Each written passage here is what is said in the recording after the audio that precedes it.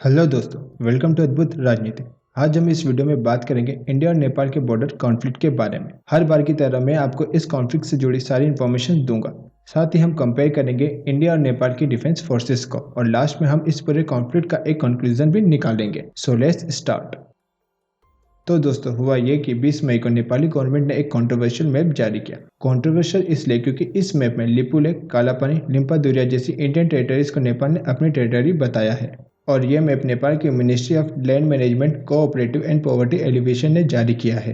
Map release होने के कुछ ही घंटों बाद ministry of external affair of India भी एक्शन में आई और अपने स्टेटमेंट में नेपाली गवर्नमेंट को इस तरीके के गलत दावे न करने और क्षेत्र में भारत की स्थिति का सम्मान करने के साथ ही लिपु लेक, कालापानी और लिम्पादुरिया को भारत की टेरिटरीज करार दिया। पर अगर आप लोगों को यह लगता है कि यह मामला नया है तो आपको क्लियर कर दूं कि यह कोई नया इशू नहीं है। ये बात है 1814 की, जब ब्रिटिश ईस्ट इंडिया कंपनी ने नेपाल पर कब्जा करने की कोशिश की। तब एंग्लो नेपालीस वॉर हुई जो कि 2 साल तक चली और जिसमें नेपाल की हार हुई।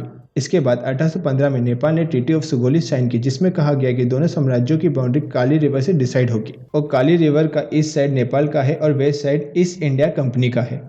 पर यह इतना इजी नहीं था। पहली बात यह कि नदी को बाउंड्री बना तो दिया गया, पर एक दिक्कत यह है कि साल दर साल नदी ने अपने भाव का क्षेत्र चेंज तो किया ही। साथ में एक और बात जो इस डिस्प्यूट का मेन कारण है वो है इसका ओरिजिन, यानी ये कहाँ से शुरू होती है। भारत की माने तो नदी काला पानी से शुरू होती है और नेपाल का दावा है कि नदी लिम्पादुरिया से शुरू होती है जो कि भारत के उत्तराखंड डिस्ट्रिक्ट में आता है। और ये डिस्प्यूटेड जगह पर नदी 3 भागों में बंट जाती है जो कि इस डिस्प्यूट का मेन रीजन है। अब शुरू में नेपाल को इससे कोई एतराज नहीं था और 1962 में चीन से युद्ध के दौरान भारतीय फौज यहाँ तैनात हुई। पर 1990 में नेपाल में राजाओं का शासन खत्म हुआ और वहां डेमोक्रेसी ने पांव जमाए। तब से यह मुद्दा उठने लगा जो कि समय समय पर तूल पकड़ता रहता है। अब वैसे तो इंडिया और नेपाल के बीच युद्ध जैसी कोई कंडीशन तो नहीं है और कोई युद्ध होने के चांस 0.0001% भी शायद ही है, बट फिर भी हमारे पड़ोसी देश को बताने के लिए ये कंपैरिजन करना भी जरूरी है कि वो हमारी आर्मी के सामने कितने स्ट्रांग है। इंडियन आर्मी में एक्टिव पर्सनल्स की संख्या 14,44,000 है, वहीं नेपाल में ये 95,000 है। वहीं इंडिया के पास रिजर्व फोर्सेस 21 लाख है तो नेपाल के पास 62,000 है। इंडिया के पास टोटल एयरक्राफ्ट 2,123 है, वहीं नेपाल के पास इनकी संख्या 16 है। इंडिया के पास कॉम्पैक्ट टैंक 4,292 है तो नेपाल के पास एक भी कॉम्पैक्ट टैंक नहीं है।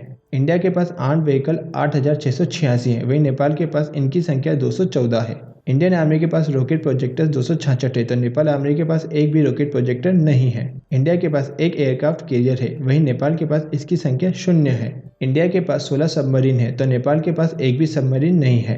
हमारे पास 10 डिस्ट्रॉयर है तो नेपाल के पास ये भी 0 की संख्या में मौजूद है। इस कंपैरिजन से आप समझ तो गए होंगे कि नेपाल की आर्मी इंडियन आर्मी के सामने कुछ भी नहीं है और ऐसे भी नेपाल एक बहुत ही छोटा देश है तो ये कंपैरिजन कुछ ज़्यादा मायने भी नहीं रखता। तो अब आते हैं कंक्लूजन पर। तो इस डिस्प्यूट को थोड़ा साइड में रखें तो इंडिया और नेपाल के रिश्ते पड़ोसी देश से बढ़कर है। ये एशिया की one of the easiest border में से एक है जहां दोनों देशों के लोग आराम से आ जा सकते हैं। भारत से बड़ी संख्या में दिहाड़ी मजदूर नेपाल जाते हैं और वहीं इंडियन आर्मी में नेपाल के रहने वाले सोल्जर्स की प्रेजेंस भी है।